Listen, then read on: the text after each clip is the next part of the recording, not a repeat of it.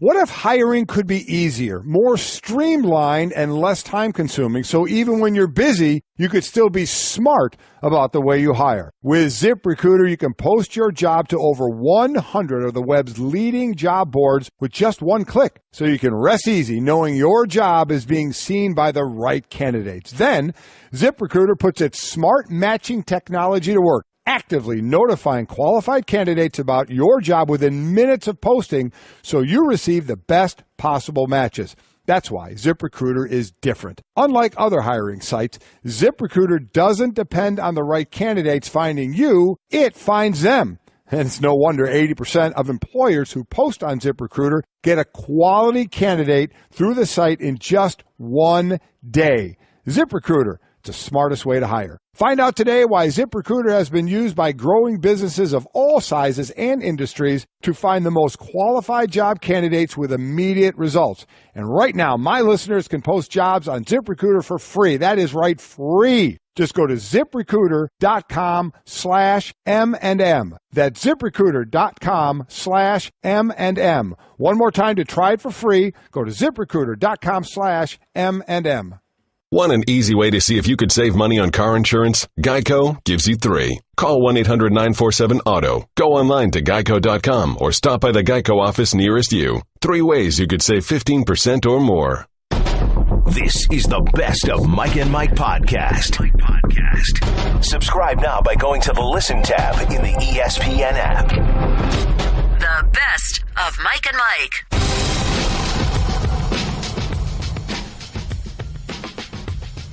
Here we are. We're back in better than ever. Mike and Mike presented by Progressive Insurance. Our guests on the Shell Pennzoil Performance Line. A weird Wednesday with so much great stuff going on in our world of sports. Dodgers on the brink.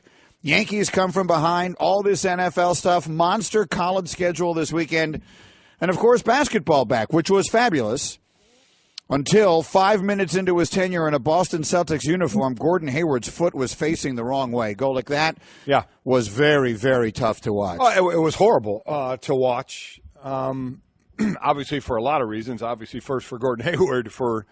And I always feel bad. I look at it from the athlete side, which I do a lot of things, and know the work that goes into preparing for a season is obviously all done in the off season. You go through that cycle of when a season ends to building your body all the way back up as high as you can get it before you start tearing it down again. And that's where the blood, sweat, and tears is. It's in the off season. Nobody's watching. Nobody sees it.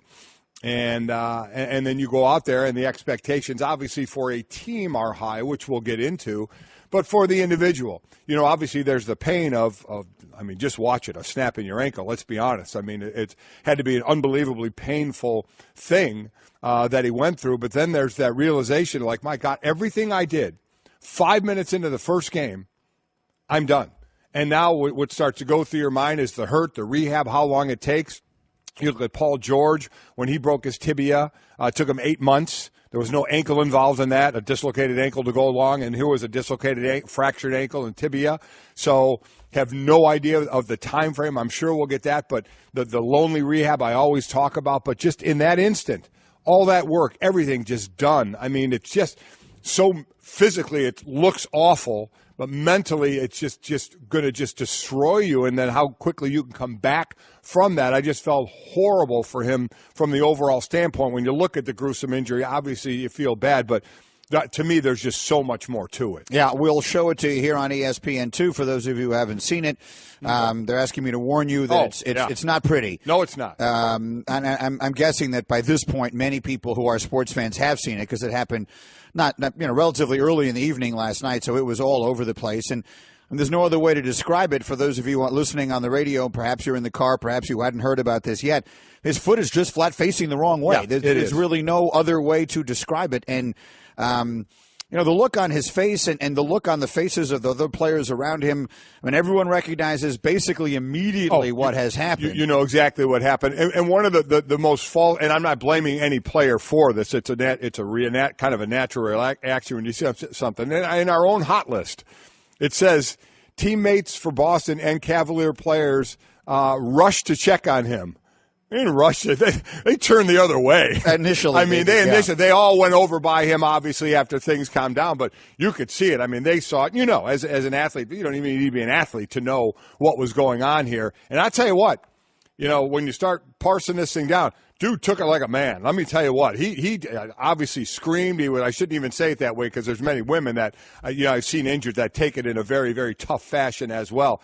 He was strong about it as he was sitting there. I mean, I was amazed as he's looking down at his ankle going the wrong way. The injuries of recent vintage, well, it's a terrible word, but I can't think of a better one, we're much more accustomed to seeing injuries that look like that in football. Yeah. Like the Odell play, his foot didn't come out of it looking like that, didn't. but it's it what went you into expected. Yeah. It was the same kind of thing where it just folded in the wrong direction. That almost never happens in basketball. The play you're talking about with Paul George in the Olympics, it wasn't the Olympics, but in one of the international competitions, was one where he hit the stanchion. Hit the stanchion, right, so, exactly. So that, he hit something. Right. In this case, to come down and have your leg fold up folded, under you in a basketball game, you just never see that happen. No, you don't. And then his weight came down on it to dislocate and break it. And, I mean, it was gruesome. It absolutely was. And in that one play, obviously, as I just talked about from the individual side of it, and then from the team side of the direction that it changes, what the expectation is, and then just how quickly,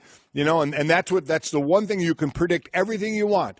But you never can, never was able to, and never will be able to predict injury and just what effect that's going to have. That's the thought that I have as well here, is that first and foremost, you feel terrible for him. It's a terrible injury, and you just wish him the best. And then once you get past that, you start thinking about the impact on the NBA season. Yeah. And you think to yourself, I mean, this was a team, our basketball power index, our nerds that we affectionately call here, the analytics people here, favored the Celtics to beat out the Cavaliers, not in the regular season, but to make the NBA Finals. I mean, this was I guess you would say, a championship contender in the NBA. The Golden State Warriors are so overwhelming a favorite, it feels funny to call anyone else a legitimate championship contender. But if anyone else is, I guess they were. And in one blink of an eye, they're not. Unfortunately, they're not. He's down. It's horrible for him. You wish him the best and hope he comes back. Yeah. And then you also say to yourself, you just scratch the Celtics off the list of teams that you could see, making a really significant push this year. There were so many combinations we were looking forward to, and we saw two of the teams and those combinations of players. You saw it in the second game that was aired last night with Houston, with Harden and Paul together. You'll see it, obviously, with Oklahoma City as well. The combinations, and this one is done. I mean, so much so. And this is just the reality of sports. It's what especially Vegas does. You put out odds. Entering the game, the Celtics were third best odds behind the Warriors and the Cavaliers at 10-1 to win the title.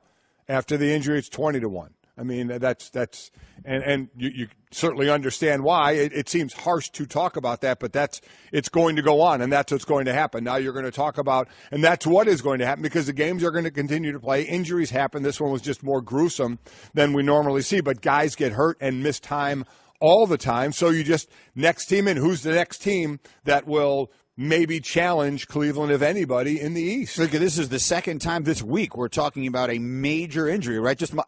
You could have just taken out what you just said and inserted the name Aaron Rodgers, right? And it was 2 days ago, and you and I were having the same exact conversation. Right. We opened the show on Monday talking about Aaron Rodgers with a broken collarbone, and he's out for the year. And now we're talking about Gordon Hayward with a dislocated ankle and fractured tibia in one of those where, again, usually I jokingly say, Golic, you're a football player, so I turn to you for a medical. I didn't need help with this one.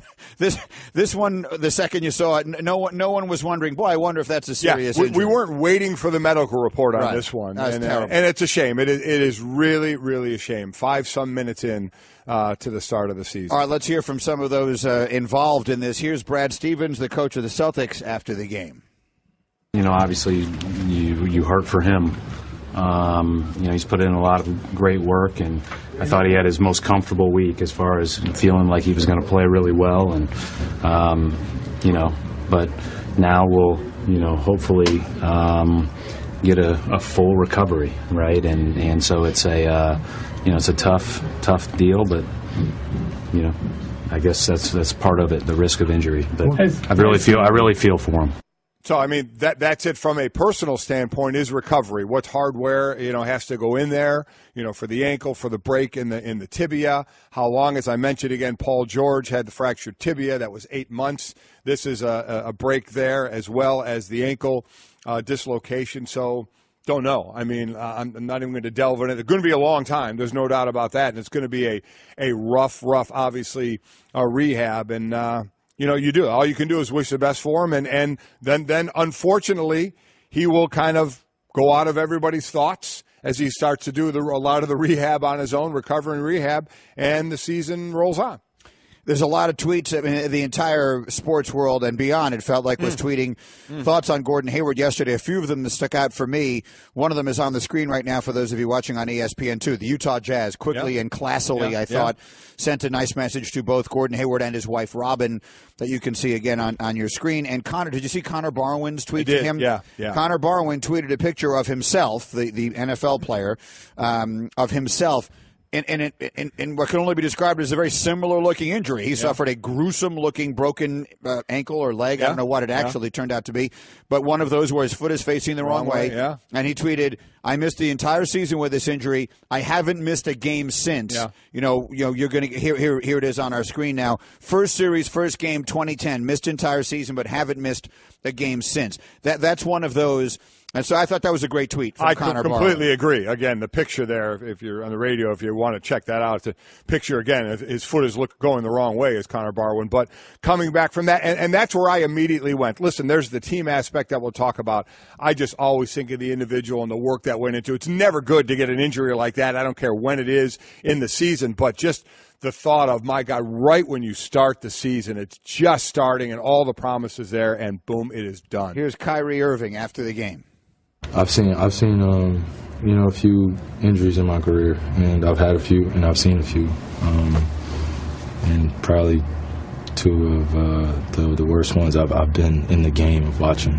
One was at USA, and this one was tonight. So, it's not a great sight to see, but you got to pick yourself up and just keep on fighting, man. We understand that G, God willing, will be fine.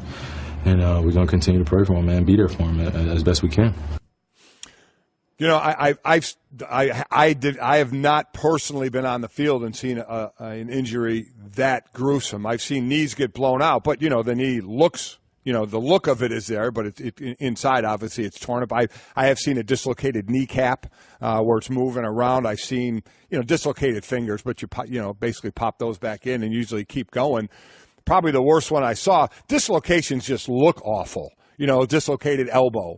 I've seen that a couple of times. And they just look bad until obviously you get them back in place. But, man, a dislocation with a break. I mean, I haven't been on the field for something that looked like that where you're just like, oh, my God, something is literally pointing the wrong way. It's just horrible. And you could just see the reaction of the other players around there who all eventually they did go over and certainly – wish him the best and such. And players from both teams. Both teams, absolutely right. The other thing, Mike, as we listen to Kyrie there, the story of the night was supposed to be Kyrie Irving's return to Cleveland, and I did think that was interesting. Before the game, Booger asked me yesterday, what do you expect the greeting to be between LeBron and Kyrie before the game?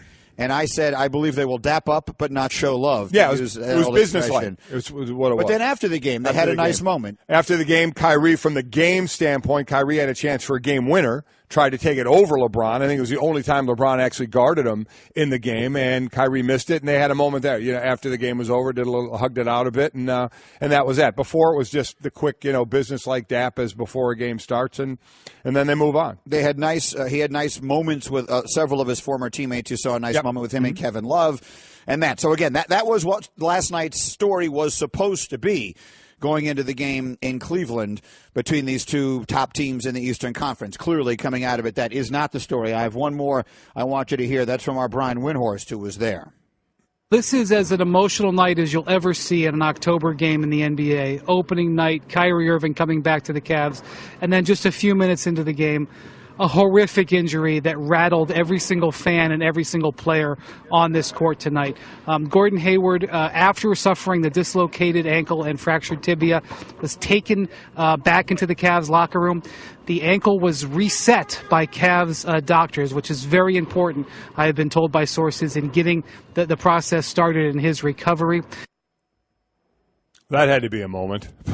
Resetting that ankle, man. I mean, and I talk a lot about in a locker room where players will sit there, something bad will happen, and you'll say, well, not going to happen to me. That's never have I said that related usually to injury. It's usually something outside, somebody getting in trouble or something like that. Not going to. That's a reality check as players sat there and looked at Gordon and are thinking to themselves, that could just as easily have been me. One misstep, one plant wrong, land on it wrong, and that could be me sitting there. There is a stark realization when that's sitting right in front of you of, man, that quickly it can be done. We are Mike and Mike, and right now at Lowe's, Pro customers can save on the supplies you need most from the brands you trust to help get the job done on time and on budget. Visit lowesforpros.com for details. The staff is actually asking a question, and I think it's a pretty good question. Because you have seen bad injuries in the NFL. You've seen guys taken off, immobilized on the stretcher and all of that. How hard is it when that gets done, everyone's praying, the whole building is silent. In your case, it's 80,000 people instead of 20. You're having that moment, you're walking over and you're consoling the guy, even on the other team. It's a moment where everyone steps away from the competition of the game and into reality. And then the whistle blows, and now you're asked to go right back into the reality. I always wonder that. How hard is that to do? Well, you have to reset. You have to hit the reset button. Usually before a game, there's the kind of to your opponent, we're going at it. 60 minutes, it's going to be a battle, okay? After when somebody gets carted off or when you see an injury like that, there's a realization of could happen to any one of us, any one of the 22 that are on the field, both on my team and the team you're playing against. So there's a moment of, hey, recognition to even the other team of, this is we understand where this goes. But then you have to hit the reset button. You have to go. I mean, the worst thing in the world you can do is go less than 100% when you keep going. I can't sit there and say everybody can get it out of their mind, and be perfectly right when you go back. But I know when I see it, you have to kind of reset to the beginning of the game again, and you really got to go everything out that first play and get right back into it, because you play any less than that, especially, we saw the physicality of what happened there. But in football, every play is like that. You're taking on people.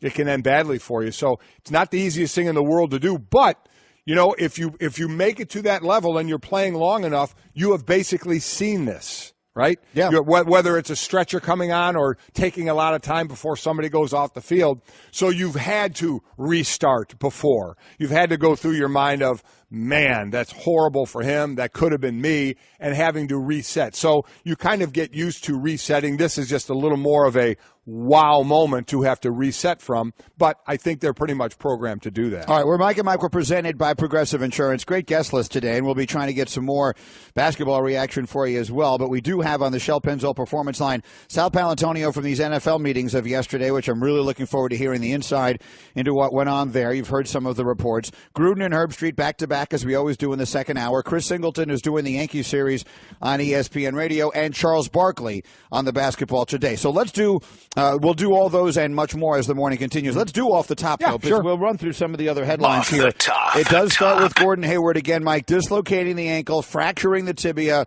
in what turned out to be, in the end, a tight Cavs win in an opener over the Celtics. Yeah, Cavs win at 102-99. Again, Kyrie tried to put up the shot at the end to keep that game alive and ended up missing it, but that was the bad news, as we talked about with Hayward. Kyrie had 22 in this one. Jaylen Brown had 25. LeBron James was 1 assist away from a triple-double, 29 points, 16 rebounds, 9 assists. Pretty wild game to look at, obviously, the Kyrie with Boston. And then when you see Derrick Rose, Dwayne Wade, and LeBron James all on the court together in the same uniform. Pretty wild there as well. But as we'll get into, the offense with LeBron, Dwayne Wade, and Derrick Rose on the floor is a work in progress. They were outscored when they were all on the floor together, 41-36. Off the top. The other game last night, for the second straight year, the Warriors lose their opener at home. Yep, they do. James Harden, big in this one, going for, 27 in this one. Chris Paul, just 4 points, but he had 11 assists, tweaked his knee a little bit, was left out in the last under 5 minutes of the game. Didn't look like he was overly thrilled with that. But again, when both of them were on the court, and this is what you're looking for, and you're looking for when the chemistry will hit with both of them on the court, the point differential was negative 13 in this one. And for Golden State, as we mentioned, the loss again, Draymond Green just missed a triple-double in this one, 9 points. 11 rebounds, 13 assists, but he strained his knee coming to the end of the third quarter, and he is that spark plug of that team, and there's a noticeable absence when he is out. Off the top. To football, Zeke Elliott has been granted a second TRO, temporary restraining order, against the suspension. So now it appears he will play this weekend. It's becoming very difficult to follow the legal wranglings of Ezekiel Elliott. Yeah, it really is. So we're going to have to get people to help us out with this one. Bottom line is he can play until there's a next hearing, and the reason there is a next hearing because the judge who hears that is on vacation.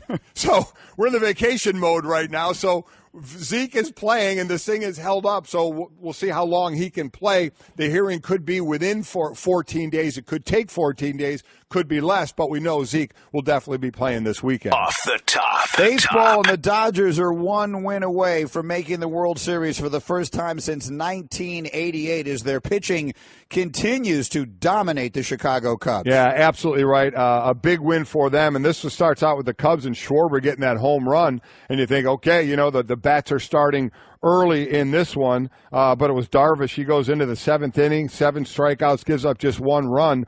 And for the Cubs, listen, their bullpen's got a 5.73 ERA.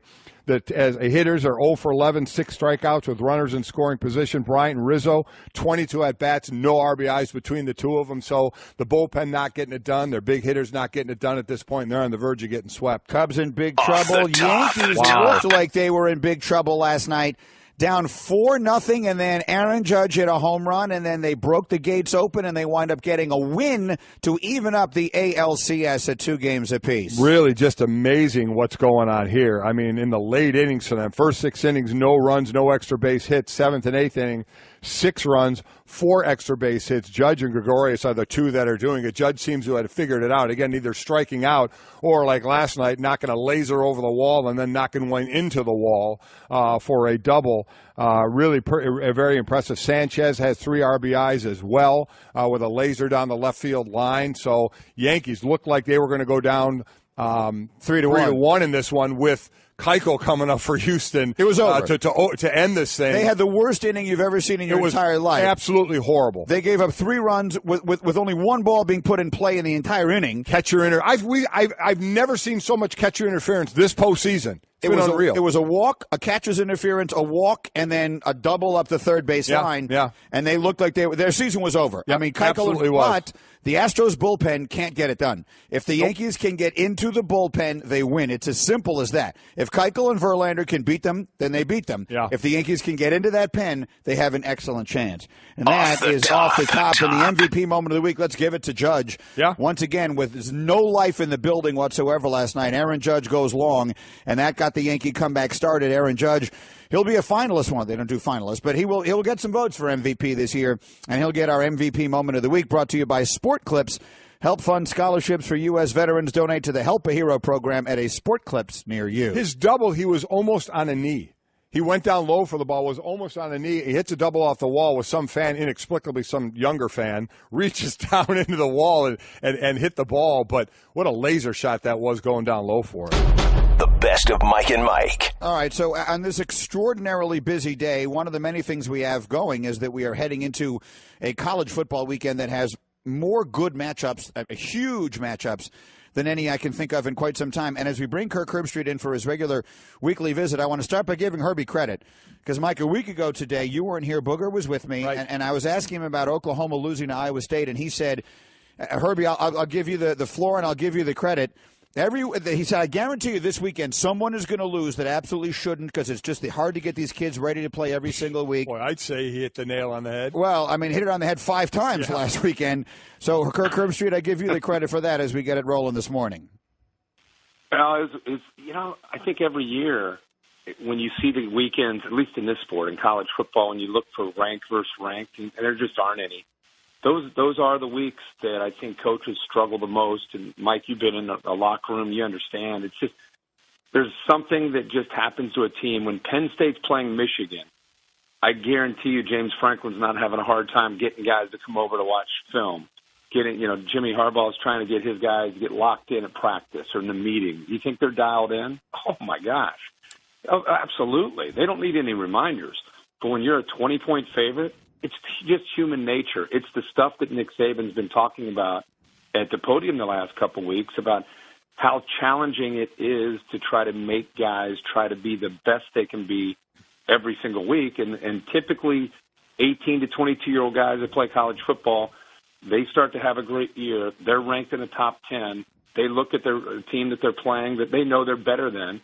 And it's not that they don't respect that opponent. It's just collectively they just take that foot off the accelerator just a little bit, and there's Arizona State waiting to try to make their season to beat Washington. There's Syracuse trying to make their season by beating Clemson. That's their Super Bowl to play those teams and beat them. And in this case, we saw those two teams go down. We saw a number of upsets. Washington State, that was the one team that showed up flat, disinterested, just looked terrible, was Washington State. I thought Clemson lost to a very focused and well-coached Syracuse team. The same thing can be said about Washington late Saturday night when they got knocked off by Arizona State. And Clemson did lose their quarterback in the game. We had Dino Babers on, the coach of Syracuse, who we all love the guy and what he's doing there. Yeah. And he had a big win last year against a ranked Virginia Tech team, and so trying to build off the win this year. So we'll see where it goes. And they play the U this week, so into the frying pan, into the fire, however the saying goes. Another tough game for them. As far as coming into this week, you're right. When it's ranked, you don't have to look past anything. And here we go. You guys are going to be at Penn State. I was hoping you guys would be at Notre Dame for USC, and I was hoping it would be my one chance to be the guest picker, celebrity picker, and try to get some picks. I would enjoy we can make that happen. But it's not going to happen now because you're going to Happy Valley, and I get it. So I've kind of, you and I disagreed a little bit on Michigan at the beginning of the year. And to me, they're still that shaky team. Certainly, they've lost a starting quarterback as well. I get it. So give us the rundown a bit on this game in Happy Valley against Penn State. Yeah, I mean, on paper, Penn State, by the way, Penn State right now, how about them all the way up at number 2 in the country? Huge game this week with Michigan. Next week, Ohio State on the road. And everybody remembers the story from last year when they beat Ohio State, won the Big Ten championship. Got left out of the playoff. They get a chance to avenge that. They got to go to Columbus, a team that's been probably the hottest team in the country the last 4 or 5 weeks against inferior competition. And then after that, they play Michigan State, who's maybe the most physical team in the Big Ten. So these next 3 weeks for Penn State, it's the style of football they're going up against. If they survive the gauntlet of Michigan, Ohio State, and Michigan State, they will have earned anything and everything that they receive. And if Saquon Barkley is able to kind of have some games in these next 3 weeks, you can all but hand him the Heisman Trophy because of the stages that he's going to be on in these next three games. But the matchup to me, yeah, it's one of these games. It's a rivalry game. It's big brands against each other, big stage, ABC Saturday night. This is typically where Jim Harbaugh has a card or two up his sleeve offensively that you really didn't anticipate or you didn't expect. Just when it looks like, oh, man, John O'Korn, they can't complete a pass. They're not running the ball the way they should. There's no chance they can go to Happy Valley. That's when you need to be head on a swivel because I'm telling you, it would not surprise me at all to see him come up with a game plan and an approach that's a little bit different, not crazy different, but just enough to be able to give them some success. And then I think the challenge of the weekend, guys, is going to be Saquon Barkley and Trace McSorley and all those weapons at receiver and the tight end Gesicki against Don Brown's defense where they blitz, but when they come off the butts, they're blitzing. They're in your face. They're attacking the line of scrimmage. That will be as good as there is for TV to watch all that firepower for Penn State's offense against the scheme and the athletes of the Michigan defense. It's a huge game, and again, College Game Day will be there, and then the game is primetime Saturday night on ABC. And Michigan, I mean, their schedule is just brutal. They still have 3 games left, including this one against teams that are ranked top 6 in the country. Then let's get to the other game that Golic was talking about, because USC Notre Dame, which is always a great rivalry, has extraordinary significance now. USC trying to play its way back into some sort of national picture. Well, losers out. I mean, losers out. I think losers out. Losers out, and winners kind of in. Right? So let's handicap this one a little bit, Herbie, because if you look at the games that Notre Dame has in front of them, the winner of this game, particularly if it is the Irish, I think have a really good chance to wind up in that Final Four. Yeah, a couple things. If you ask the average college football fan, what do you think of USC's season they're having so far? What do you think USC's record is right now? I don't think a lot of people would say 6-1. Yeah. You might get some 4-2s, 5-2. There's no way they're 6-1. Because they had a close call against Texas, but, again, found a way to win. They lost to Washington State. And then against Utah last week, Utah was going for 2 late to try to win the game, and they survived that. So here they are sitting at 6-1. They've had a ton of injuries, all the negativity. What's wrong with Sam Darnold? But yet they're 6-1 on their way to travel into South Bend. And Notre Dame is kind of feels the same way. I love this game. I always have. I'm one of these traditionalists that loves to watch USC and Notre Dame. And I just feel like, as you guys are saying, whoever wins this game, whoever emerges, will finally get invited to the party. All of a sudden, it's like, oh, there you are. Okay, you're allowed to come in. You can come on over. But right now, neither team's been invited to the party yet. You really don't hear much about them. They're ranking the SCs at I think, 11. Notre Dame's at 13. Mike, you mentioned whoever loses this is out as far as the playoff is concerned. If Notre Dame, and we just don't know enough yet about Notre Dame, 2 things about them. They lost to Georgia, who everybody's talking about is maybe as good as Alabama. They lost to them by 1 point. Mm-hmm. They beat Michigan State by 20 in East Lansing. Think about what Michigan State's become as a football team this year. So they've done some things that have shown us that they're not a bad team at all. They're at home against SC. If they win this game, look what they have in front of them. North Carolina State still to play, who's a top 15 team right now. They still have Miami to play down at Miami. They still have Stanford to play at the end of the year as a potential exclamation point. Without a conference championship game, they become that team. We've never had them in this discussion. If they run those teams that they have on their schedule, Notre Dame becomes a serious player for the playoffs, but they got to get through SC first this weekend. Totally agree. That's Kirk Herbstreit with us, brought to you by Allstate. You can check out Herbie's podcast. Clay Helton is his guest. You can download and subscribe to the ESPN app, in the ESPN app and on Apple Podcasts, to Herbstreit and Fitzsimmons. Herbie, we'll see you this weekend. Should be fantastic. Thank you. One last thing, guys. Yeah. Real quick. Sure.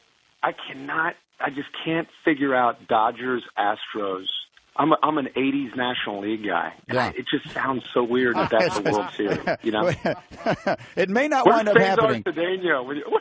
Where, that's just bizarre. Hey everyone, Mike Golic here. Support for the Mike and Mike podcast comes from our friends at Rocket Mortgage by Quicken Loans. Chances are you're confident when it comes to your work, your hobbies, your life. Rocket Mortgage gives you that same level of confidence when it comes to buying a home or refinancing your existing home loan. Rocket Mortgage is simple, allowing you to fully understand all the details and be confident you're getting the right mortgage for you. To get started, go to rocketmortgage.com/Mikes. Equal housing lender, licensed in all 50 states, NMLS, consumeraccess.org number 3030. Computer, execute 12.4p operation. Optimizing algorithm. Running encryption packet alpha 990. Oh, I don't feel so good. What is it, computer? Is it hot in here? It feels hot in here. I feel a little clammy. I should lie down or something. A computer with a virus? Surprising. What's not surprising? How much you could save by switching to Geico. Those oysters Rockefeller were a mistake. Geico. 15 minutes could save you 15% or more. This is the Best of Mike and Mike podcast. Subscribe now by going to the Listen tab in the ESPN app. The Best of Mike and Mike. Here we are on this weird Wednesday with Mike and Mike, presented by Progressive Insurance and our guests on the Shell Pennzoil Performance Line. So much great stuff going on in our world of sports, with the Dodgers on the brink and the Yankees coming from behind and all this NFL stuff and a monster college schedule this weekend. And, of course, basketball back, which is fabulous. Until 5 minutes into his tenure in a Boston Celtic uniform, Gordon Hayward's foot is facing in the wrong direction. Golic, I said it before and I'll say it again. That was a tough one to watch. Sometimes I ask you for help diagnosing these injuries because you played football. This was one that I don't think anyone who saw it had any question figuring out just how bad this was. I mean, listen, it's the things that went through my mind when I saw it were, first, obviously, it was a gruesome injury, dislocating the ankle, breaking the tibia. And so in looking at it, but then it immediately goes to having been a part of that and preparing for a season and the work that goes into it. All that work is unseen to be ready for a season.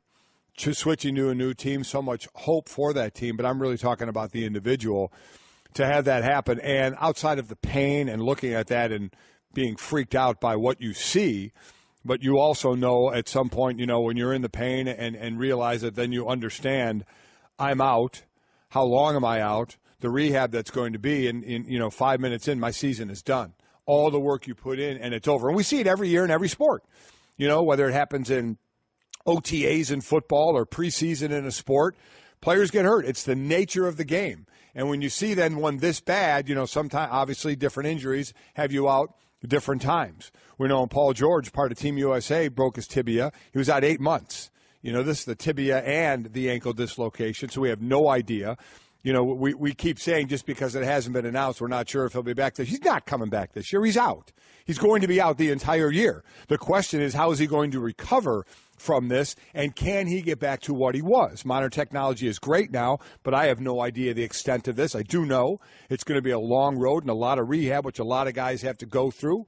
So I felt bad for Gordon Hayward, the person, the athlete, and what he was going to go through. And then, obviously, it expands to the hopes of the Boston Celtics, to where, listen, if he can come back as strong as ever, it's just been delayed, the maturation of this whole team and what they're building there. By a year. By a year. It's exactly right. If he can come back to be what he was. But, all the things we are looking at this year, does that all now go by the wayside? And it really seems to have done that. Yeah. I would say yes to that last part. People this morning, when we opened the show with this, of course, were suggesting, he's not. Let's not talk about what he's not. No. All right, let's talk about what he is. He is a player who, on half the teams in the NBA, would be the best player on the team. We just live in such a strange time in the NBA that he isn't anywhere near the best player on his own team. Mm-hmm. But he was a free agent who basically every team in the sport would have signed to a max contract. So he's that.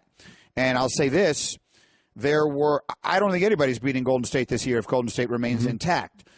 But there were a list of probably 7 teams you would have said you could realistically see winning the championship this year, and Boston was one of them, and now they're not. So that's about as significant an injury as you can possibly have. Just sit there and say, well, can they still be second or third or whatever? It doesn't matter. So what? They can still make the playoffs, yeah.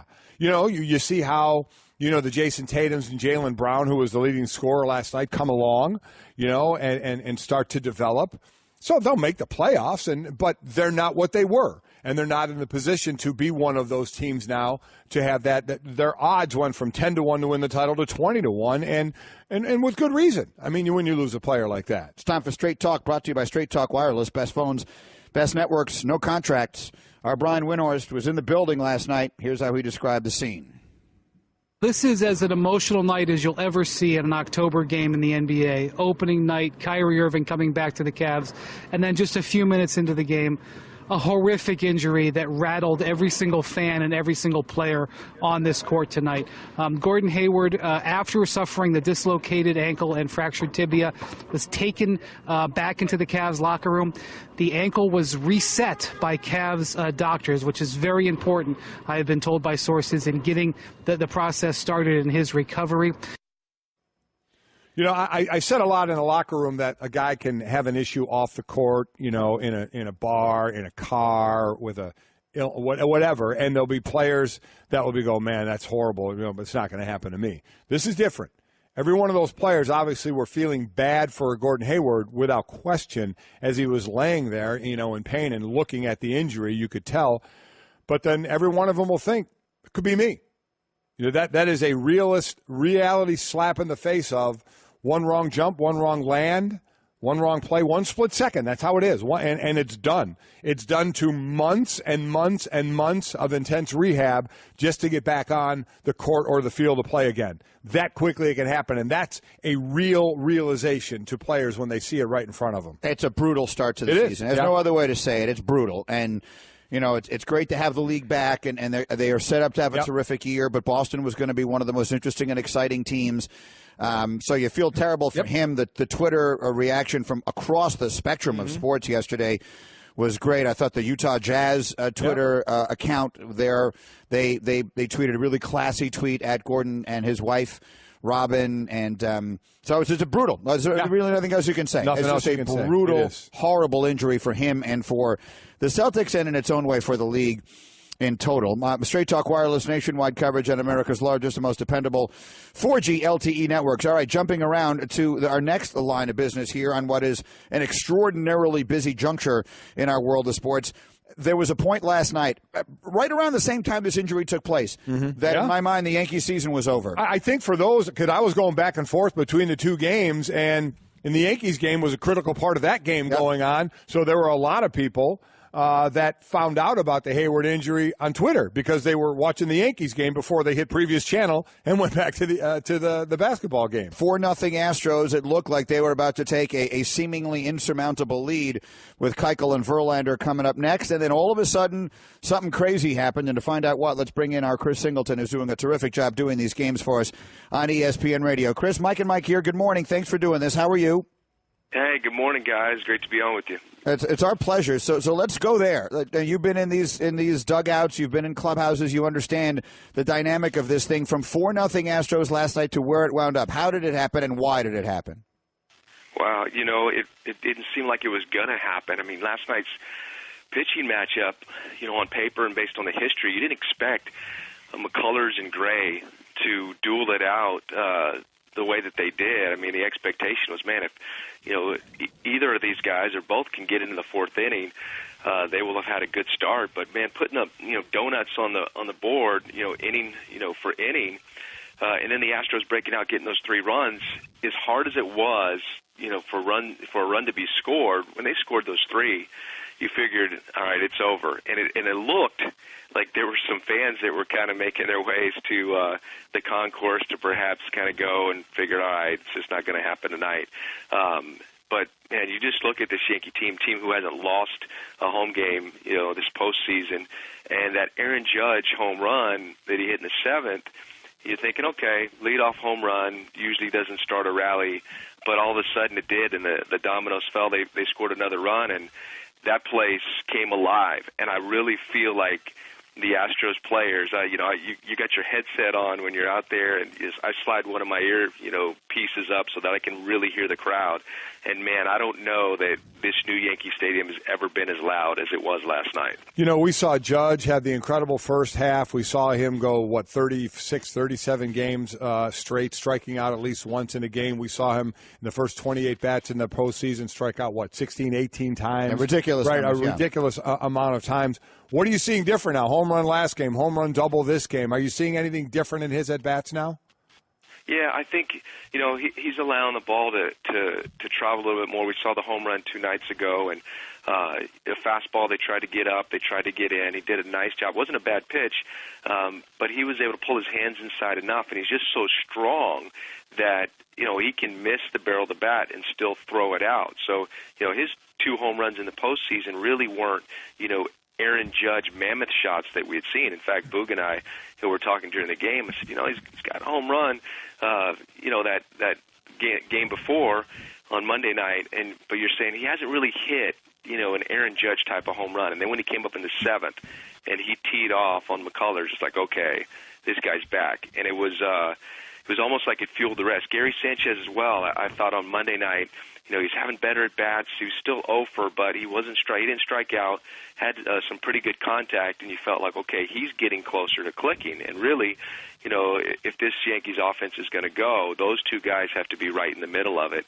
And indeed, they were last night. So many people outside of the game watch Judge and just go, oh, my God. I mean, look at the size of this guy and what he can do. How about as a player? I know as a former player, and I'm wondering you as a former player, when you watch athletes play today, you kind of used to seeing a lot of things, but every now and then you get people that because of their speed, their size or something, you're just like, wow. Even as a former player, it wows you. Does Judge do that for you because of just how big he is and what he can do? Yeah, and Mike, yesterday in our pregame meetings talking with Joe Girardi, because we've seen Aaron Judge. I mean, we've seen him rob, home runs. We saw him go crashing into the wall the other night. He's got a great arm. I've noticed this season, his footwork in fielding a, base hit to the outfield. I mean, he gets into great position and a great position to throw. So I asked Joe Girardi yesterday, I said, was there, ever a time, because he's so big, 6'7", big guy, obviously all the attention's on his offense and his home runs, but he's great defensively. But is he a guy that you had to take out on the backfields in spring training and really get a lot of work? Because a lot of times big guys like that, they're just not coordinated. They're kind of a liability defensively. And Joe said, he's never really had to get any more extra work than the average guy. So, that was impressive to me because I've just never really seen, a physical specimen like this guy, have both sides of the game so much intact. And, he sees himself as a complete player. You ask him, he's such a special kid. It's unbelievable. It's so unselfish. Talking to him a couple nights ago and said, hey, what do you need to do? What do you need to get going, tonight? And he's like, man, it's really not about me. I just want everybody to play well on my team. It's like you struck out, all these, so many times, and you would think a player, especially in New York, you're feeling the heat and the pressure, and you're like, man, I just need to barrel something up tonight. I need to get something going. But he never uses the word I. It's always us, we, and the team, and Yankee fans are going to be in love with this guy for a long time. Mike and Mike, Chris Singleton with us. The road to the World Series goes through us on ESPN Radio. Every pitch presented by AutoZone on ESPN Radio, ESPNRadio.com, and the ESPN app. All of that said, now back comes Dallas Keuchel, who has just flat out owned the Yankees historically, including Game 1 of this series. So what is your expectation for this? Clearly the Yankees have to get into that Astro bullpen. How do they do it? Yeah, they're going to have to really grind out at bats and be more patient with Dallas Keuchel, hope that he's not, dotting and spotting. But after last night, it's apparent that you want to get in the bullpen. For the most part, you get in these postseasons, and, you're not trying to get in the bullpen. Last year, no one wanted to get into the Indians' bullpen. They wanted, to get their runs off the starters. And we've seen that trend over the last, several years. But coming in on paper, Astros with the 10th, bullpen in the American League in terms of ERA, you knew that on paper, all right, there's a bit of an issue. They didn't make the moves, at the trade deadline to bolster that bullpen. They barely got Justin Verlander. And now it was on display last night to see, hey, there's some real issues there, especially on the road. So you got to grind out some at-bats, try to get that pitch count up for Dallas Keuchel and get some gap innings. Most times you look at, okay, how do we get the ball to Ken Giles if you're the Astros? But even last night, you saw Ken Giles in this environment, wasn't real steady. So a lot of confidence I think the Yankees have in the fact that if they can just get Keuchel out of the game, they've got a good chance. And they're feeling, really good about how Masahiro Tanaka has been throwing the ball. It's been outstanding. He did it on the road in Houston, so he's back at home where his splits, are pretty strong, his ERA. So I think there's a lot of confidence. And yesterday, going in the Astros, clubhouse, talking with A.J. Hinch and the guys, all right, they had lost a game. Time to get a little more serious, but A.J.'s great. He's laid back. But I can imagine today there's going to be a very sober sort of tone in the clubhouse when we go because it's real now. And they know, hey, if we don't get this one tonight, it's going to be tough to go back to Houston and get it done. So let's look at the National League from both sides. First, the Cubs side down 3-0 in this one. Certainly a long shot to come back. How would we, if they get knocked out of this thing, whether it's a sweep or they get one game, how do you assess their season after winning the World Series? There's no more up you can go than that. How do you break down their season once we all believe they'll be ousted from this? Yeah, guys, for me, I think the Cubs, in some ways they overachieved this year because, it was a rocky road, to get to the postseason. The Milwaukee Brewers, played really well, gave the Cubs a pretty good run up into the end. We always, throughout the year, you still felt like the Cubs had, more talent, more experience, but things just weren't clicking, and that happens a lot of times after a team wins a World Series. So, I think with some of the subtractions, whether it's David Ross or Dexter Fowler, some of the guys they've missed, some of that leadership, and then just a little bit of the hangover, for them to go this far into the postseason, I think that's something that, you kind of applaud because, after winning the division, my thought is that they'll get bounced in the division series, especially with, the opponent they're dealing with, who is expected to go all the way, in the Washington Nationals. So, I think that especially Joe Madden, he's gonna be very proud of this team, and he's going to spend it in a very positive way. And I think the Cubs, and I'm sure Greeny could speak to this, you got your World Series last year, so you're all right for a little while. You're out for a few years. Well, we'll see. Yeah, obviously you'll ride the high of that for a long time, but they're not done yet. They'll feel like they can still try and win a game here, and then you never know what may happen. This is over. It's over. We're talking about that. It's over. In 2004, were we sitting here? I remember 2004 when the Yankees beat the Red Sox like 72-0 in Game 3 of that series, and it was as over as it can be. And I was making fun of everybody around me who was a Red Sox fan. And then 6 days later, can we not waste Chris's time? It's over. It's over. Let's talk about the Dodgers and how good they can be in trying to win the World Series. Chris, how good are the Dodgers as they try and win the World Series? Man, the Dodgers, they're really good because they are a really good team. When you look at what Chris Taylor's done this year, Corey Seager's not even in this championship series. And when that was announced that he's not on the roster, he's injured, everything kind of, just the music stopped, and you're saying, uh-oh, how are they going to get there? So you get Charlie Culberson, you plug him in, what Yasiel Puig's been doing, Cody Bellinger.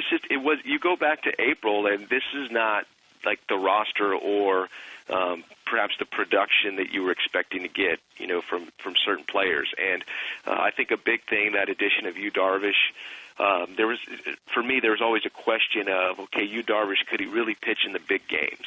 Could he come through in the big games? Because you really hadn't seen him dominate based on, what he'd been able to do during the regular season with the Rangers. And, man, he's stepped up. He's embraced L.A., and, yeah, this is a team. And when we talk about bullpens and we're talking about the Astros and a hole that they have there, that doesn't exist with the Dodgers. They have the ability to shorten the game, and that's what's pretty scary. So, this team, without question, they are built, and they're built to win it all. And it's not over. The only thing I'll tell you both is that it is not over. We'll see what happens.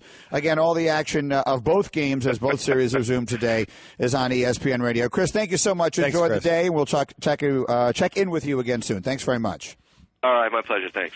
So, you know what? Listen, it's funny. I get it. As a player, you certainly don't think it's over. I understand. I literally was about to say, was it over when the Germans bombed Pearl Harbor? Oh, boy. And then I wonder, is that now a reference you can no longer make? Man. I'm looking over at Bickler. Point. Do you know what I mean when I say that? Are you going to say to me, Greeny, it wasn't the Germans who bombed Pearl Harbor? Which were you about to say? It's been made, and Twitter blows up at the people that say it, and I don't want to deal with all these tweets right now. Okay. So he's the one whose job it is to follow our Twitter. Yeah. So he's basically saying, if I say it, we're going to get thousands of tweets of people saying, Greeny, you idiot. We don't care if you're if this is going to ruin your morning. If you're really of no consequence to us. We don't care. Okay. So, Hembo, do you know what I mean when I say that? Is this an Animal House reference? Okay. Yes. Thank you. The fact that you said that with a question mark at the end of it kind of bothers me. And breathing a sigh of relief knowing he's right. But you're right. That is just a given to us. Bickler, did you not know that? You did know. Okay, because they're saying Travis didn't know. So it's just like when you play the It's Alive. Yeah. It's Alive. People don't know what that is. I'll tell you what. Tomorrow morning, after the Cubs win today, we play It's Alive. And then after the Cubs win again, we play It's Alive. And they'll keep winning and they'll keep going. And this thing is not over. It wasn't over when the Germans bombed Pearl Harbor. And it isn't over now. By the way, Pearl Harbor? What's that? Germans bombed Pearl Harbor? Forget it. He's rolling. Nicely set up. By the way, if you're looking for the key to that series and why it's not going the Cubs' way, these two teams met in last year's NLCS as well. Last year in the NLCS between the Cubs and the Dodgers, Chris Bryant and Anthony Rizzo combined for 8 RBIs and 7 extra base hits. And if memory serves, did that series go 5 games? Am I getting that right? Was it 5 or 6? 6 games? So in 6 games, those two guys combined for 8 RBIs and 7 extra base hits. This year in this series so far, Chris Bryant and Anthony Rizzo, 0 RBIs and 0 extra base hits. Yep, and let's give love to the other side to two guys then, Justin Turner and Chris Taylor. Between the two of them, they're slugging .783, have 3 home runs and 8 RBIs. So they're a duo that's getting it done for the Dodgers. Or Mike and Mike presented by this series, and it's going to be over. No, they're not. It's not over until we decide it is.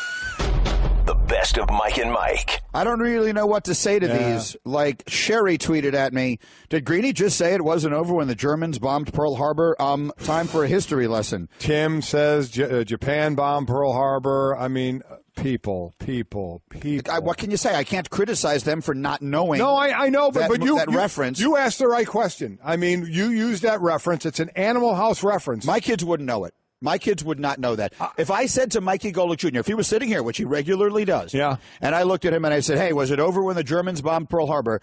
Would he laugh or would he look at me and be like, Greeny, that's one because I remember I brought up with him one time about older movies if they've lost their kind of cachet to, this crowd. Mike, I believe, I think the kids have seen Animal House. I think he would have known that reference. But that is a reference to Animal House, a movie with John Belushi years and years, decades ago.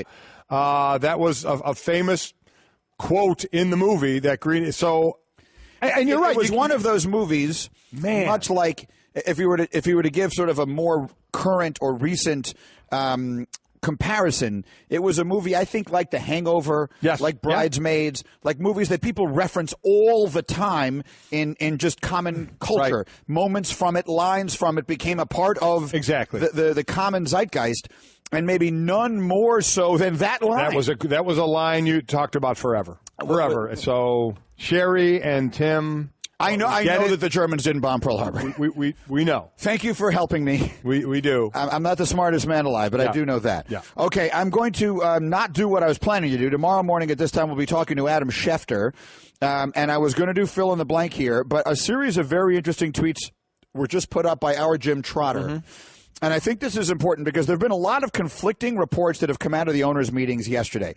We had Sal Palantonio on earlier today, and he shared with us what he knew about what happened inside the meeting. Right. But there have been several reports that I've seen from credible people suggesting that they felt that very little got done in the meeting yesterday, that it was not productive. Well, Jim Trotter has a series of tweets that I will read you now in order from a conversation he had with Anquan Boldin, who's one of the players who was in there. Of course, is no longer an active player. Right. But he is a very active player. Yes, he is. Yes, I mean, he was an excellent player, former players who said to have in that meeting. Correct. He's a really smart guy. And anyway, so Jim Trotter has a series of tweets I'm going to read you in order that paint a very different picture of the conversations. He tweets, spoke to Anquan Boldin this morning about the players' meeting with a group of NFL owners yesterday. His thoughts. He didn't know what to expect going in, but said he left feeling it was a good, productive meeting. He was surprised at some things he heard in a good way.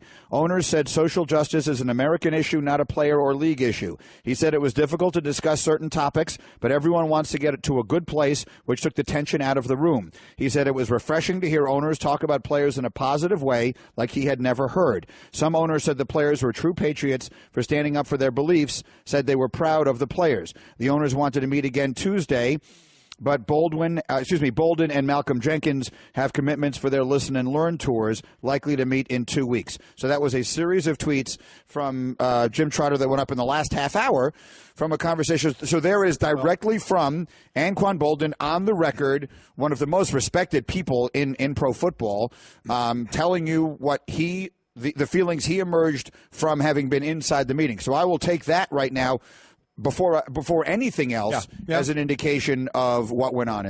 We also have to understand where this is all coming from. When is the last time you heard Roger Goodell, DeMaurice Smith, NFL, and Union productive? I mean, it's really hard to remember that there was a time. It really is. So anytime there is actual decent conversation that isn't, antagonistic back and forth, yelling back and forth, whatever the situation had been, you look as a positive. That can surprise you in and of itself, quite honestly, that, oh my gosh, we're having a normal conversation. And as I said before, and I'll repeat, did I think that the NFL was going to try and mandate in that meeting or talk the players into saying, hey, let's kind of have everybody stand now, let's be done with it and find another way to get your point across? Because one thing I do believe, as I said, I would never kneel or never sit for the national anthem. I would never do it. But and I bring this guy up because I saw him do it. One of the first was Chris Long, who put his arm around a teammate who was kneeling down, supporting his teammate and their right to protest. I could have seen myself doing that. So I think if the league was going to ask the players, don't do that anymore, I think that's when the meeting could have turned a little ugly. It would have been, no, you can't tell us, that we can't do that, even though less and less players are kneeling at this point. So, but still some are. So the talk was, and that tweet is right. It is a social problem. It's not an NFL players and NFL league problem, but it's a social problem that includes the NFL and NFL players because you're part of society, right? For those people that say stick to sports, well, everybody can be out there giving their opinion on things because it involves everybody. So what are the concrete things that can be done? Because in my opinion, a lot of the initial message when this started way back with Colin Kaepernick has been lost to you're disrespecting the flag. I don't want to hear anything more that you have to say about it until you stop disrespecting the flag. And if you have that opinion, that's fine. I think the bottom line for the players is the point gets muddied a little bit. So what's concrete that can be done? Concrete that can be done is talk of getting involved in the 32 cities where there are teams, the league and the players, getting involved in programs about the issues that the players are discussing. That's where they can help from the game standpoint in society, where it can move forward.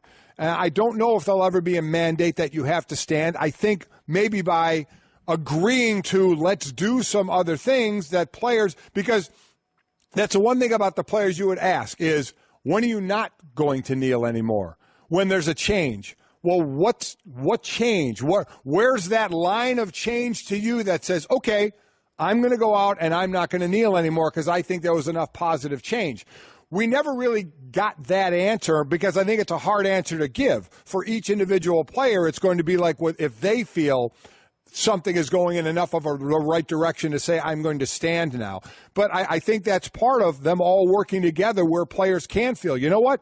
We can take care of, can they solve what's going on in the country? No, you probably can't. But can you help in your community where you are most of the time? Can you make a difference? Can you make a change? And can they work together to do that? That's something concrete. And that's about the issue for the reason they knelt in the first place. So if you start to go in that direction, you may see players say, you know what, we're going in the right direction, positive talks.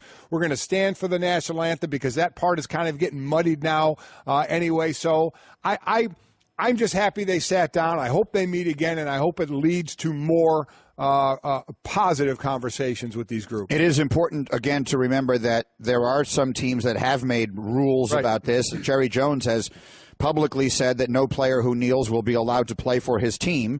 And I thought it was also telling that Jerry Jones was not one of the owners who was in that meeting yesterday. Right. I don't think that's a coincidence based upon those two. And by now, if you're not aware, about an hour or so ago, an hour and a half ago now, the President Trump did tweet about this. He tweeted, "The NFL has decided that it will not force players to stand for the playing of our national anthem. Total disrespect for our great country!" ! So that's where we stand with all of that.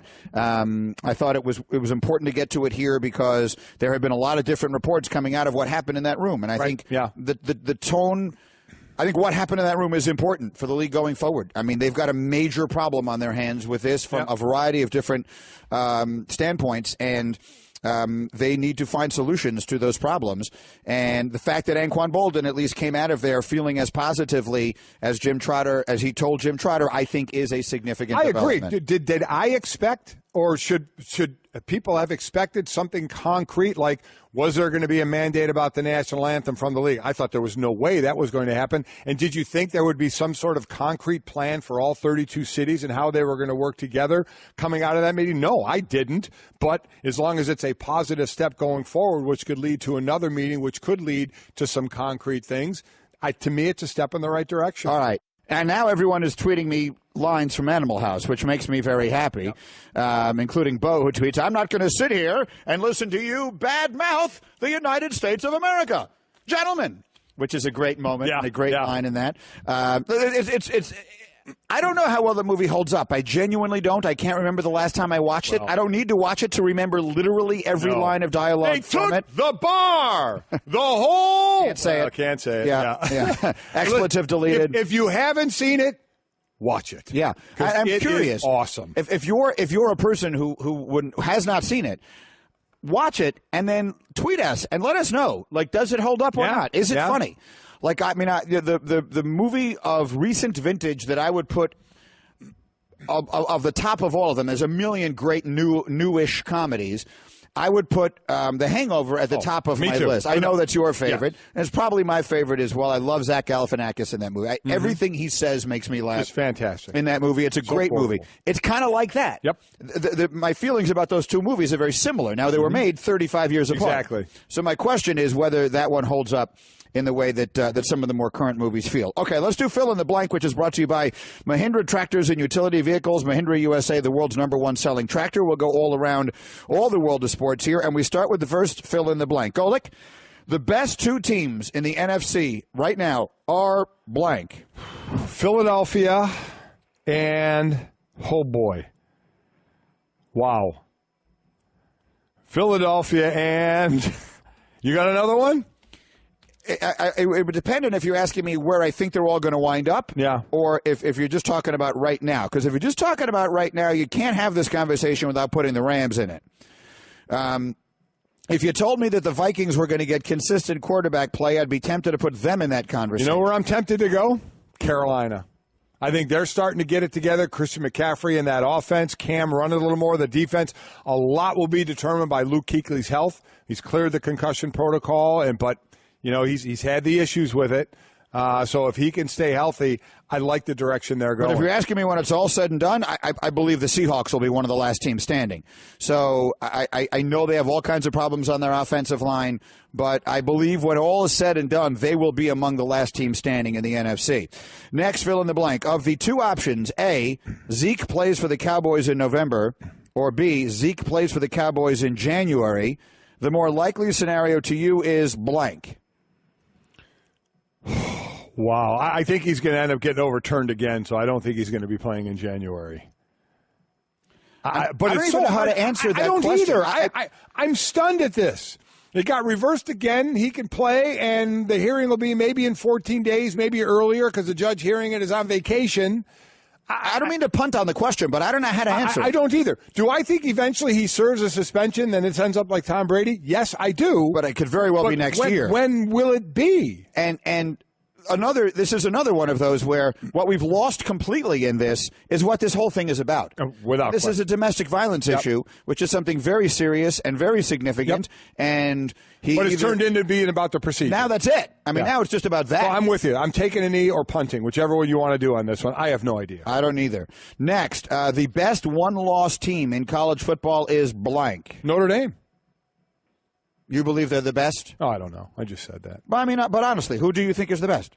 The best one-loss team. Listen, I still like Clemson. It was me too. I was going to say, I think loss it's Clemson for sure. Yeah, I mean, that was a bad loss. A lot depends on, the health of their quarterback, Kelly Bryant, who got thrown to the turf and his head bouncing off the turf. So if he's healthy and can go the rest of the way, I would lean toward them, to be the best one-loss. Me too. Next, the situation with Bobby Portis and Mirotic in Chicago is blank. Is outside of the injury is more common than anything. Fights go on. Fights happen at practice. Punches get thrown at practice before people can get in there and pull people apart. It happens. This one just turned out to be, where we're hearing a sucker punch. I'm sure we'll hear more, different a bit than the Jet situation with Geno Smith And I have a horrible time saying that the linebacker who punched him. Nmpali, Nmpali. Yeah, who just basically walked up and popped him. That wasn't really a fight. But disagreements, scuffles, they happen. They absolutely happen with teams in locker rooms and at practice, without question. I don't think in basketball, this kind of thing, even with the injury, I don't think actual punches being thrown happens often in basketball. Yeah, listen, I don't know the answer. I think it happens often in football. I don't. Yeah, people jump in quick, though. People really jump because you could kind of see it brewing. What I'm saying is you would know better than I about football. What I'm saying is I don't think this happens. I think that there are disagreements, yelling, shoving even, maybe. I mean, but there's the legendary story about Michael Jordan punching Steve Kerr, which, the fact is that happened one time and people still talk about it. You know what I'm saying? But he didn't break his face. And finally here, baseball games being significantly longer in the postseason is blank. I can tell you right now, the average 9-inning playoff game this year has been 21 minutes longer than it was 2 seasons ago.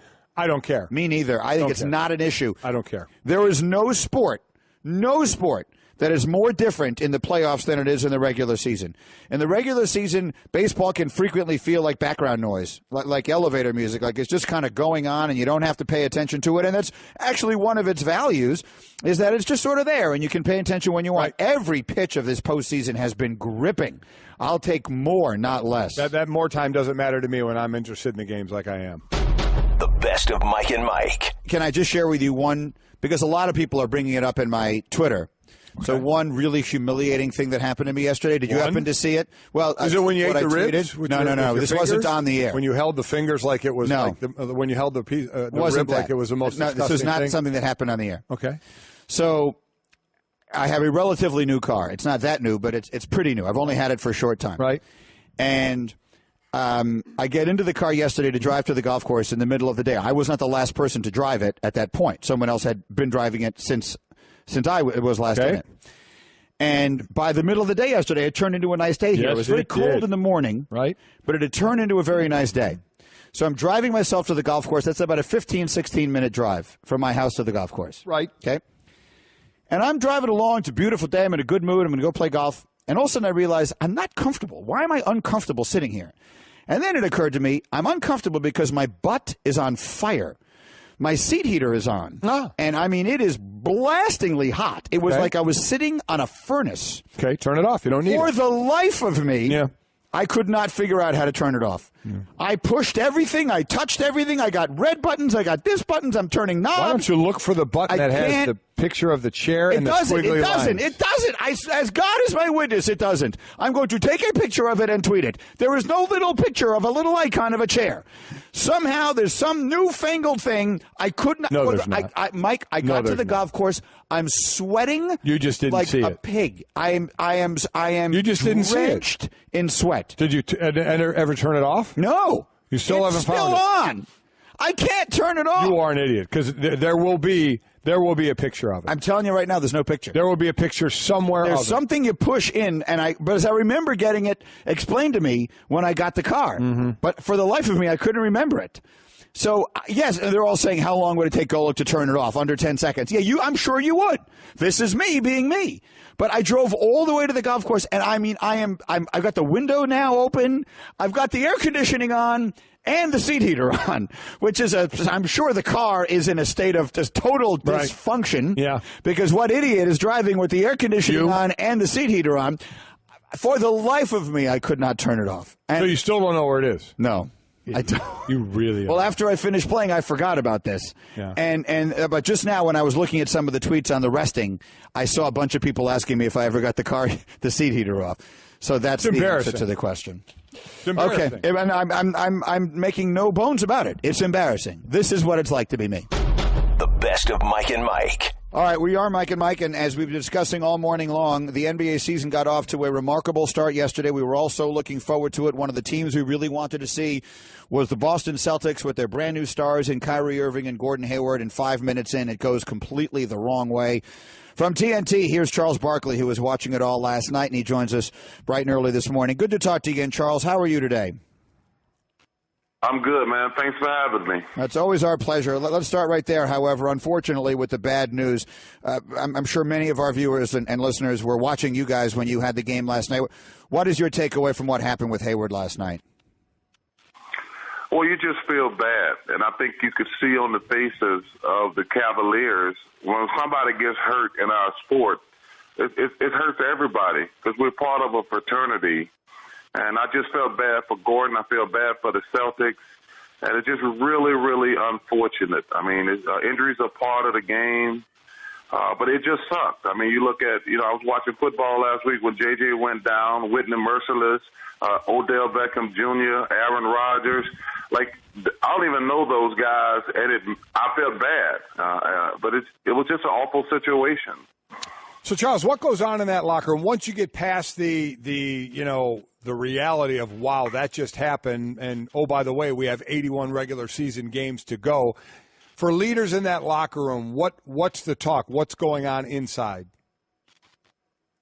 Well, for me, I think it's really a lot of puts a lot of pressure on Kyrie Irving. He wanted to be the man. They got a really young team. And Kyrie's young himself. And it's going to really be the first time that he has to be a leader. There's going to be a lot of pressure on Brad Stevens also because, they were the second best team in the Eastern Conference, and now you don't know where they're going to go. I mean, this makes the Washington Wizards, this makes the Toronto Raptors probably the next two best teams in the Eastern Conference. But the season's going to go on, Mike. No matter who's healthy or who's not, the season's going to go on. But it puts a damper on their championship or even making it to the finals aspirations. And, of course, it further opens the door for a Cleveland team that looked to be the best in the Eastern Conference anyway, with all those new faces. And obviously Isaiah Thomas is one we won't see for a little while. But we saw Rose last night, and we saw Wade last night, and Crowder last night, some of the new guys. When they're all healthy and they're all together, do you believe by the end of the season Cleveland will be a better team and better suited to give Golden State a battle than they were last year? Oh, yeah, they're much better with the addition of Jeff Green, Crowder. I mean, obviously, when Isaiah comes back, he's going to be fine. But they really improved their bench. That was the big difference. Because one thing that's underrated about the Warriors is their bench. I mean, you put Iguodala out there, who's one of the more underrated bench guys in the league. You put Sean Livingston, but they really made some great strides on their bench. So I think the Cavaliers, they're better than last year.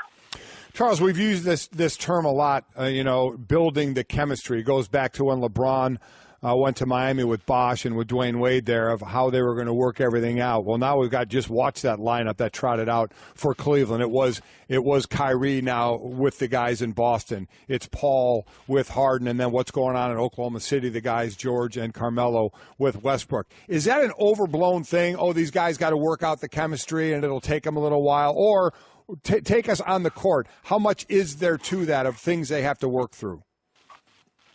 I think that is just one of the most bogus observations I've ever heard. Mike, they made it. When they went to Miami, they made it to the finals. They just got beat by a better team. When I got traded to Phoenix, we made it to the finals. We lost to a better team, the Bulls. There's no such thing as working out any kinks. Listen, the season lasts 6-7 months. About probably a month to end, you know who you are and what you are. But this notion that building chemistry, all those teams made it to the finals. When the Heat got together, they made it to 4 straight finals. They lost 2 of the finals. It has nothing to do with chemistry. The best team is going to win in the NBA because we're not like baseball or hockey where a great pitcher can dominate or a great goalie can dominate. To beat a team 4 times, the best team is always going to win, period. And thus the Golden State Warriors feel like a prohibitive favorite. Vegas says they're the biggest favorite going into a season of any team in any sport ever. Mike, and of course, the one and only Charles Barkley. But we do get to see some of these other new teams, including OKC taking the floor for the first time with their new group. What do you expect from those guys? Greeny, I don't think you can beat the Golden State Warriors trying to outscore them. they have the best offensive weapons the league has ever seen. They didn't play good last night and scored almost 130 points. Yeah. I mean, you go back and look at the stats for that game, and they did it really. Draymond did not play in the fourth quarter. Iguodala didn't play. I mean, nobody's going to beat them offensively. So, Carmelo's a heck of a player. Paul George is a heck of a player. And obviously the Rockets won last night, but you're not going to outscore that team 4 times in a week. They're just not going to, they didn't play well at all last night. And obviously there's the emotion of getting their championship rings, but all these teams are trying to beat them offensively. I like what the Cavaliers did. They went out and got Jay Crowder. I like Jeff Green. I mean, so they got better on the perimeter defensively. And that's why I think they got the best chance of beating the Warriors. And the one thing we do, Charles, we talk about the same teams. We're in kind of, and I think things are cyclical and it'll change over time. We're talking about a lot of the same teams. Give us a little bit of a thumbnail on a couple of other teams that we think are going in the right direction. I'm not saying they're going to compete for the title this year, but are moving in the right direction. And of the 2 teams, I'll start with the one that had least amount of wins. Minnesota, just 31 wins last year. Pick up Jimmy Butler. We're talking about the youth there with Wiggins and Karl Anthony Towns and what's going on and where they can be. You buying into them as a future investment? Well, it all depends on what Jimmy Butler does. I think he's a free agent after this year. Karl Anthony Towns is going to be the best basketball player in the world in the next 5 to 7 years. I mean, he's unbelievable. Now there's a lot of pressure on Wiggins. He's gotten all that money now, and I agree with the owner. Hey, are you going to play better now that I'm giving you $100 and some million? I mean, yeah, you better play better. I think Minnesota, Tom is a hell of a coach. Tibbs is a hell of a coach. But people don't get a chance to see Karl Anthony Towns play, but he's going to be like Anthony Davis. He's still amazing. I mean, they just haven't won down in New Orleans, but Minnesota is definitely on the right pace. But they got some young guys. But, man, there's a lot of pressure on those kids in Minnesota because they got a lot of pieces now. They actually, if they were in the Eastern Conference, they might be the second-best team in the Eastern Conference, but it doesn't matter. They're out west. With the Warriors, with the Spurs, and obviously the Rockets. Listen, don't sleep on the Portland Trail Blazers. They're going to have a really good team. So it's going to be interesting out west who comes in second place. And you mentioned if they were in the East, what they might be. Well, let's go to the East. And a team that was a 6th seed last year, Milwaukee, 42 wins. They didn't add any of the big names, but they have the Greek Freak, and a lot of people like what they're doing. And they are in the East. So how about them? Are they a team you buy to their upside? I'm not sold on Milwaukee yet. I just think that if you look at the way things out, Toronto and the Wizards are the second and third best team now that Gordon Hayward is out. And listen, when it comes to 5, 6, 7, 8, there's a bunch of teams that can go any way. Milwaukee, to me, at best, they're the 5th best team. And but no, nobody is in the same conversation. The Wizards, to me, are probably the most intriguing team because of their backcourt. But the Cavs are the best team in the East by far. And then there's all the teams that we're not talking about, and we'll leave it with this thought. Your old competitor, Michael Jordan, who owns a team now, of course, said that he's worried that the super teams are going to leave it where you have a couple of teams that matter and everybody else is garbage. We brought that up with Adam Silver earlier this week, and he downplayed that, and it's understandable why the commissioner is going to try to downplay that. A lot of people like the super teams. There's huge, glamorous matchups on TV all the time. But as a guy who played in the league a long time and you watch all of the games, are you worried about that? I've been worried about it for the last couple of years because we got to have some type of competitive balance. The problem we have, Greeny, is even though, people say the Lakers won, the Lakers didn't win all the time. The Celtics didn't win all the time. Nobody looked at the Bulls or a super team. But the biggest problem is guys didn't, they talk about collusion with the owners. Guys didn't collude like the players do today. They wanted to compete. And we still had some stars. They might not have won, but we still had stars in other cities. They wasn't all playing together. And at some point, if I'm a fan, I'm going to say, why am I buying season tickets? They only got 3 or 4 teams that can win it. Even when we didn't win it, you think about it. Reggie Miller was great in Indiana. They were competitive. Patrick Ewing in New York. We were pretty good in Phoenix. San Antonio, before they got great, they were still pretty good with David Robinson, Akeem before they won. They were pretty good down in Texas. The Mavs were good when Dirk was there. But now, listen, I think anybody who says it's not going to be the Warriors and the Cavs, I think they're just hoping to get something right and just taking a stab in the dark. But it's probably going to be those 2 teams for the 4th. Think about that, too. There's a reason no teams have played 3 years in a row in the finals, because it was tougher to get to the finals than it is today. I agree. Yeah. I agree. I think we're yelling into a storm because no one agrees with us. But Charles and I will stand on this one together. Charles, great to have the season back. Great to have you back. We'll talk to you again soon. Thanks Charles. All right, man. Keep up the great work, guys. Thanks for having me.